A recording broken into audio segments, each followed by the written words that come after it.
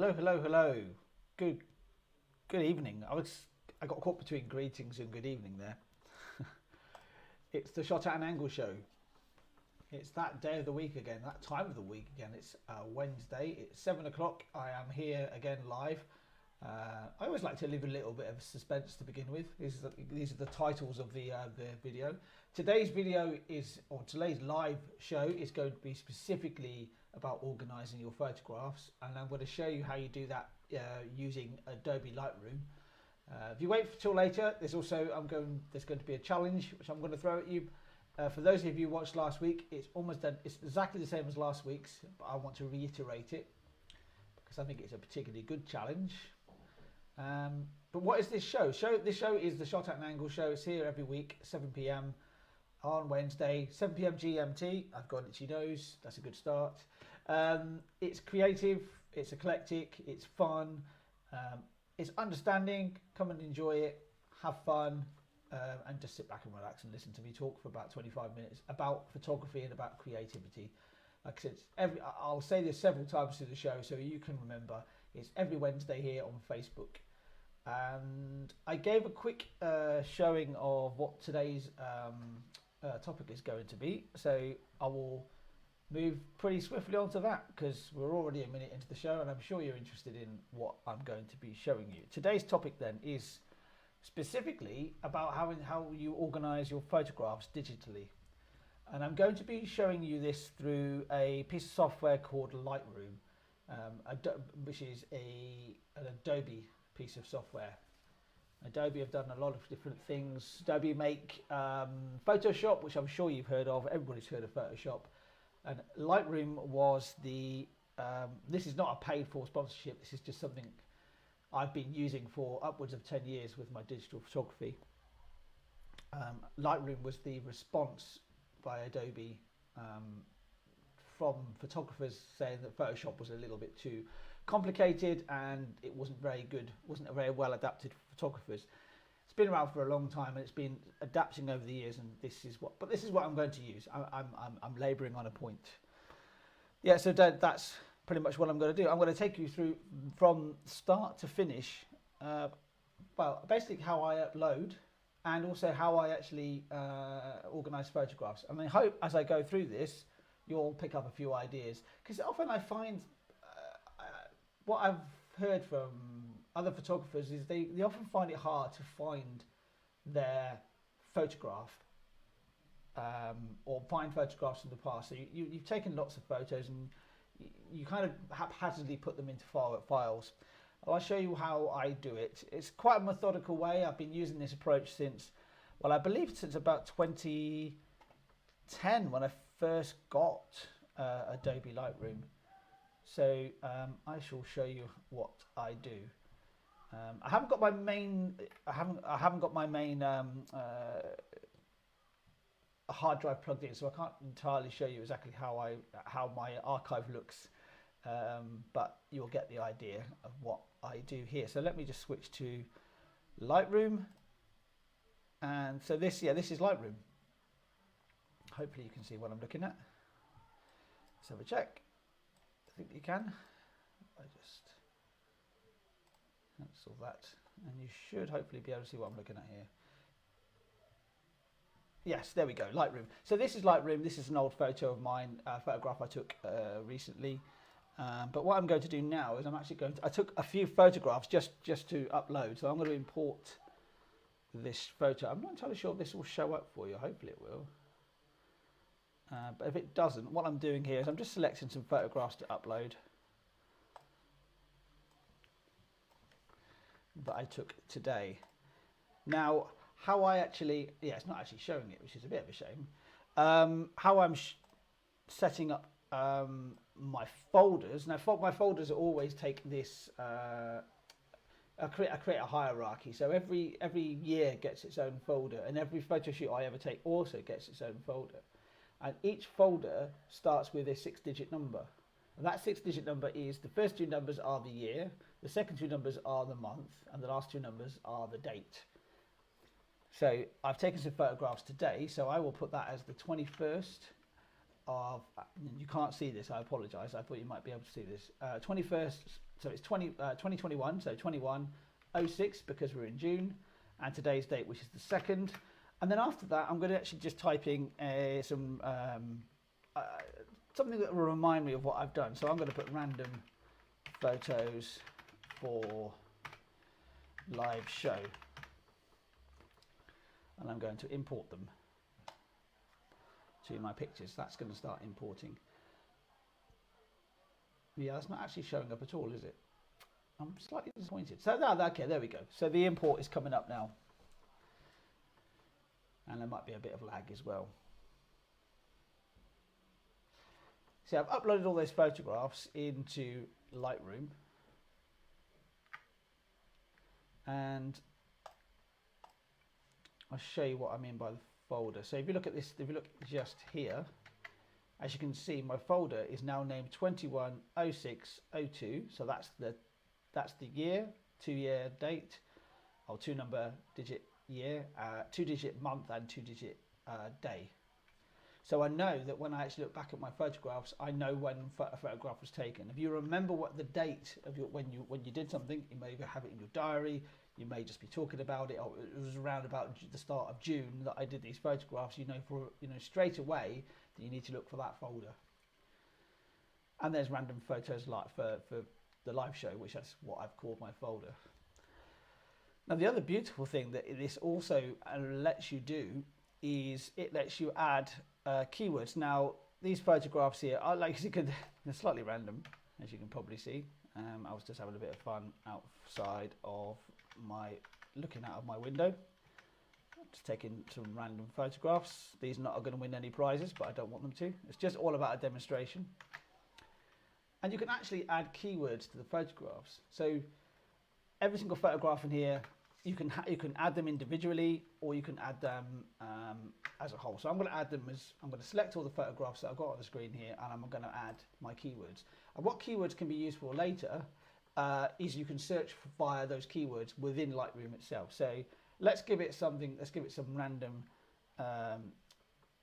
name, and let me think about this. For some reason the word giraffe pops into my head, and I'll tell you why I'm doing this in a minute. I'll show you why.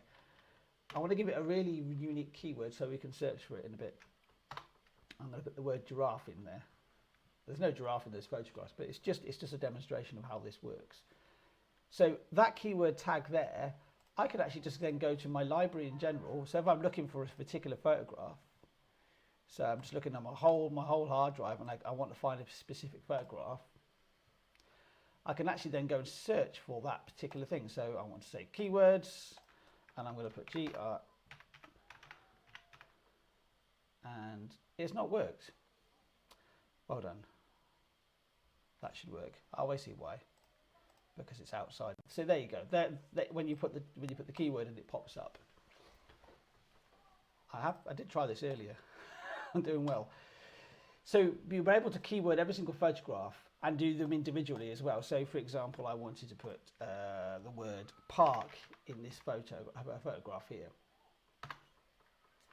or I wanted to put the word bush in this photograph here. So if I then go and search for that, and I do text and I put bush, it will show you all the photographs that has that word, has a keyword.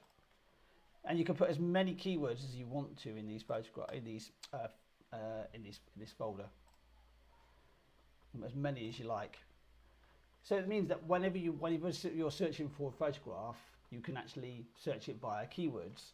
You can also search it via any searchable field as well. So that would also include the folder name. So if you say you went on holiday, you could put in, okay, you put the date in, then you put the location in, say Greece or whatever you like to do, and then you're able to search specifically for those photographs. It's a really good way of managing and seeing where your photographs are and actually being able to find them. So that's the keyword part here. You can also change any of the information down here. You can add a new title to it. So let me just do that as park photo. And you give it a caption as well. So photos taken for live show. You can mark it as copyright. And what happens is this information actually gets given, it gets embedded in your file. So if you actually extract it as well, when you actually export it, all that information will actually be still stuck in the image. So if you're searching on your computer, or you're searching on your computer, you can also still find these photographs, which is quite useful. So that's the first part of this, and I find it quite useful. Find it very useful.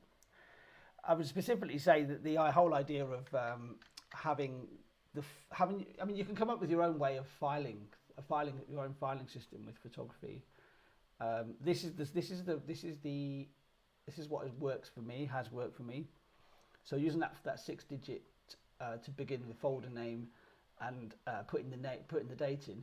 Why I do that is because that means I know that even if that folder gets moved somewhere else, I still know what date those photographs were taken, and it also keeps it in a really nice order as well, especially in numerical order. Now the other thing you can do, which is quite nice on another way of actually cataloguing your photographs here within Lightroom, is also via the map tab.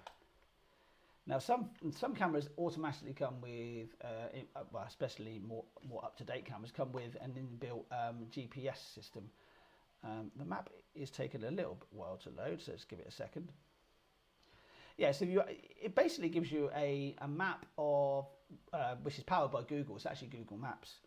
And you're actually able to tag, geolocate your photographs. Like I said, some cameras actually come in with inbuilt GPS these days, so that GPS would automatically, as long as you've got the GPS function turned on your camera, that would automatically be here. But if you don't do that, or don't have that function in your camera, you can actually physically place them on the map. So I'm just going to place them in a very random location. And you can see I'm just hovering over Oxford. I'm going to put them over here. So I can actually, when I've got the photograph selected, so I've got these photographs selected, I can then right click and add GPS coordinates to the selected photographs. And what that'll do, as you can see over here, it will actually add that GPS location, and it will also, quite nicely, it'll give me a nice tab on the map.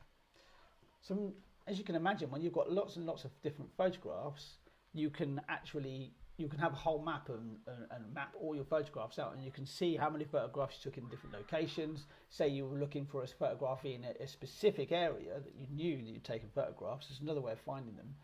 You can then use the map. So there's two ways of organising your photographs, especially through Lightroom.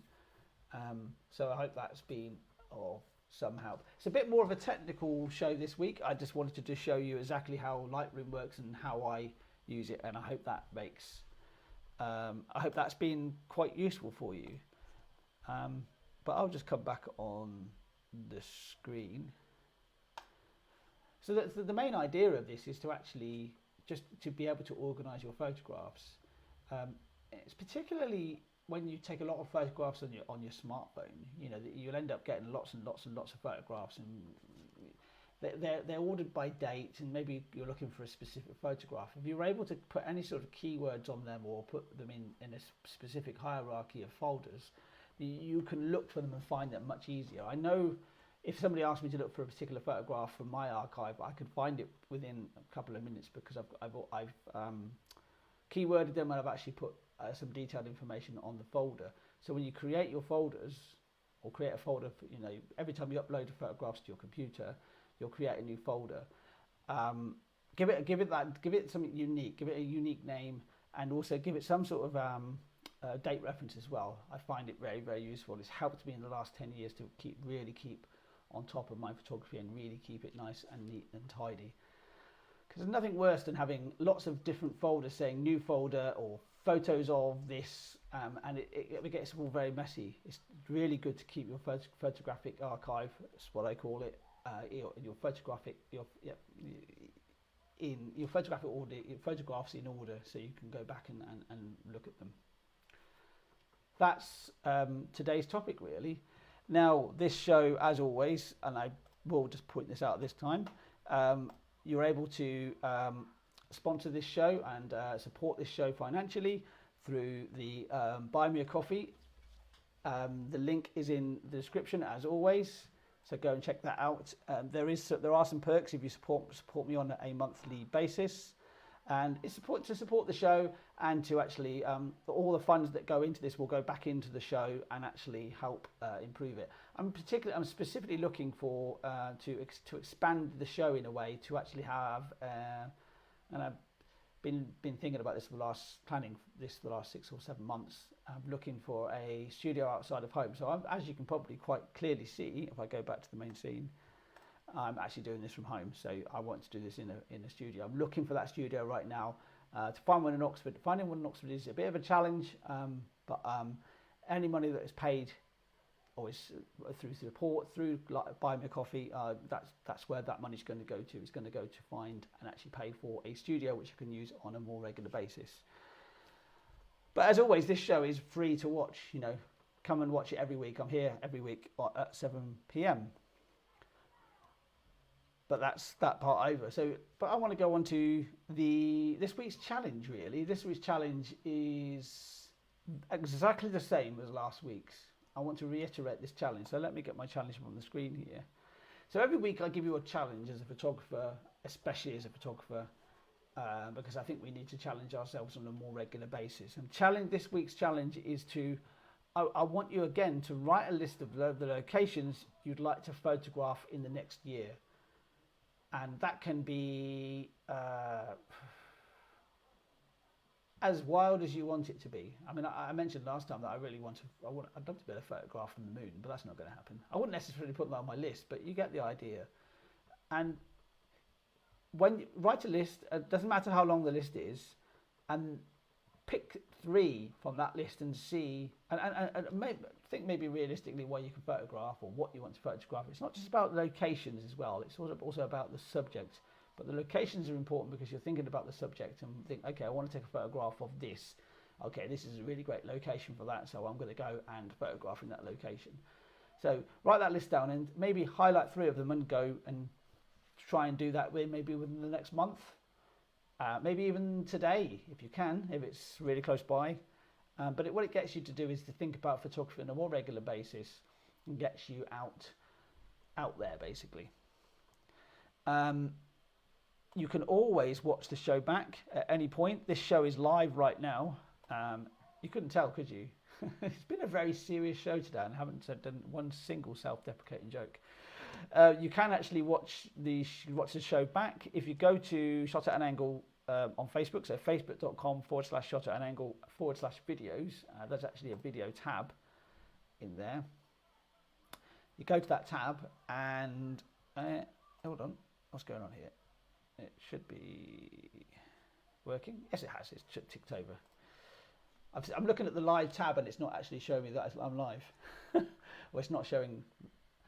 Okay, stop talking, William, and just talk about what you're talking about here. Yeah, so you can actually go and watch the whole archive, the whole video archive, right back to the first show, which if we go back, I believe it was the 13th of June. I'm getting very close to my year, my anniversary for the first show. You can see there was a lot of different ideas. I went right back to, where is it now? Yeah, there you go. 50 weeks ago, that's 128 views. Oh, that's very nice.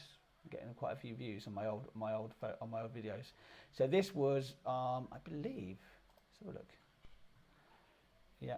Hello. Believe it or not, this was just on my phone with my hands free. That's where I started this show.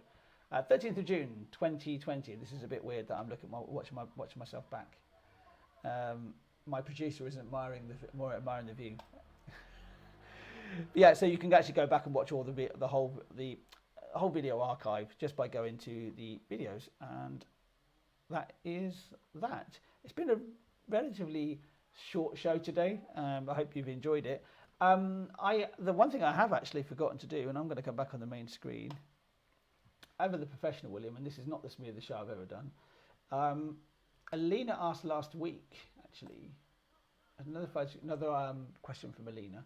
She specifically asked, do I have any tips for photographing the moon? Now, I think you asked this specifically, Alina, because last week there was quite a significant full moon, I believe. Can't remember, because there's various full moons within the year, and they're all called different names. I cannot remember that. And was it a lunar eclipse as well? it probably was. A lunar eclipse will happen at full moon anyway, because full moon is when the moon is in opposition to us. It's on the other side, opposite to the sun, so there's more chance it will pass in the shadow of the Earth.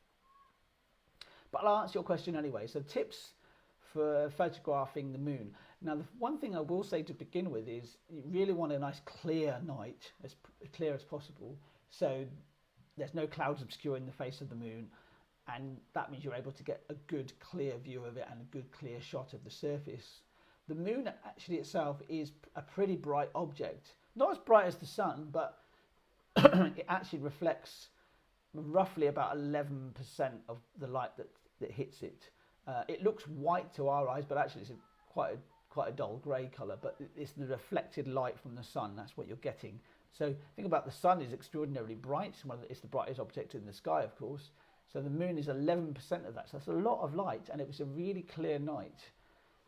It's a very bright object, which means that you don't necessarily need a very, very slow shutter speed, but you do really need a tripod, if possible, or at least something that you can hold your camera on steadily enough to actually get the photograph of the moon. Tripods are the best because the moon's up in the sky, and you need to be able to hold the camera at a certain angle, not just flat. You also need a decent zoom lens with a good focal length as well, because then you can really zoom into the moon. If that's what you're after, of course. I think maybe I'm sort of thinking that, you know, the photograph you want of the moon is going to be of just the moon. Of course, you can get a shot of a landscape with the moon shot as well. That would take a little bit more thinking about and a lot more planning, because you've got the landscape and you've also got the moon in the shot. You'd have to use a different exposure, probably a bit longer, especially with the moon in shot. But you'll always find the moon is a tricky thing to photograph, especially with landscape, because the moon will always appear extraordinarily bright compared to the landscape at night time. Something to think about. But if you're just going for that moon shot, which is a great saying, isn't it? It's a long zoom lens, and remember, it's a very bright object. So getting zoomed right into that, right into the moon. Yeah, you don't need a slow shutter speed. I think 1/30th or even 1/50th or 100th. But it all depends on your own camera. It depends on your lens as well. I hope that answers your question. And the moon, like I said, I will say that one more time. The moon is brighter than you think it is, because it does reflect 11% of the light. Actually, a quick fun fact, really: if one of the brightest objects in the night sky is only visible during the morning and in the evening at certain times of the year, and that is the planet Venus. Venus is completely shrouded in clouds, covered in clouds, and clouds are the thing that reflects is the most reflective surface, or one of the most reflective surfaces in the universe, and the solar system, I should say, as well. And it reflects 90% of the light that hits it. So that's the reason why Venus is so visible, and sometimes it can appear brighter than the moon, because it's this little pinprick of light, but it's a very, very bright light. So if you can imagine, if the reflectivity of Venus, the moon had the same reflectivity, you can imagine how life on Earth would evolve, because there probably would be almost no nighttime, because 90% of the light would pretty much almost make the nighttime irrelevant. Just a thought. Anyway, this has been the Shot at an Angle show. Thanks very much for being with us. I'm here every week at 7 p.m. GMT. I appreciate everybody, and I've got no comments today, and I didn't even ask. Oh, yeah, Lena. Yeah, thank you very much. So it's the flower moon, is it, with the eclipse there? Yeah, interesting. So yeah, the has to be a full moon to be an eclipse, because that's when it's on the correct side of the Earth, in opposition with the sun. And it happens a lot more. Lunar eclipses happen a lot more than solar eclipses, because of just by the size of the different bodies. So the Earth is exponentially bigger than the moon. So that's what you get. The flower moon. Okay, interesting. So what exactly is the flower moon? I'm actually, before I sign off now, I'm actually going to go and find out what that is, because I find that quite fascinating. And you've already got what's up. You can see what's on the screen. So next week we're going to be looking at what actually makes a photograph. What is a photo and not a photo? And I specifically want to talk about composite photography and the undue pressure it can be put on you as a photographer. So you think about you see an image and it's really amazing photograph, but you may not realize that it actually is a composite image. A composite image is when you've got several photographs on top of each other. They've been layered to look like one, like it's been taken out of the camera. They're beautiful pieces of artwork, but I want to talk about those specifically in next week's show. So the flower moon. Okay, so the flower moon has actually been attributed to the Algonquin peoples. Okay, yeah, interesting. Which is in Canada, of course, and it's obviously a name given to a moon, a specific full moon. Right, I've gone off topic enough times now. Thanks very much for being with me here on the Shot at an Angle show. It's here every week, and I'm going to look at the right camera. And like I said, here every week. Ask me a question. Put a comment in the questions, whether you're watching this live or on playback. And we shall see you next week. I am William Manclow. And if I carry on any further than this, I will start to waffle.